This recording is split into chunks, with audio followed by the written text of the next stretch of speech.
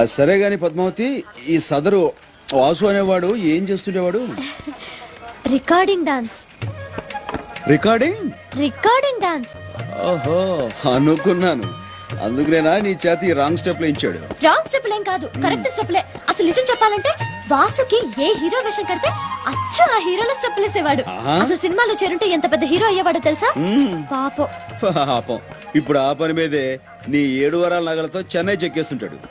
ఏం కాదు, నువ్వెప్పుడు వాసు గురించి ఇలాగే చెప్తావు. వాసు ఎంత ఘాటుగా ప్రేమించాడే, వెగతాళి చేయక్కర్లేదు వాసుని. ఈ ఉత్తరం చూడు, రక్తంతో రాశాడు తెలుసా? ఎవరిని మర్డర్ చేసి? కోడ్నా మేకనా అని. అదే మరి, తన రక్తంతో రాశాడు తెలుసా? చూడు.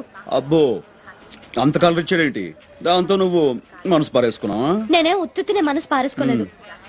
నా గురించి కవిత్వం రాశాడు తెలుసా? ఆహా, గురువు గారికి అంత టాలెంట్ ఉందేంటి? నాకు సిగ్గేస్తుంది, నువ్వే చదువు. అబ్బా, నాకెందుకమ్మా అంత అదృష్టం? నువ్వు చదివి వినిపించు, తరిస్తా.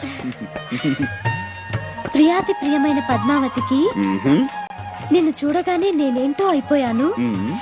నాకేదో వచ్చేసింది. ఇంకేం వస్తే మాయరోగం వస్తాయి. నేను చదివేది నువ్వు అంతే. చదువు.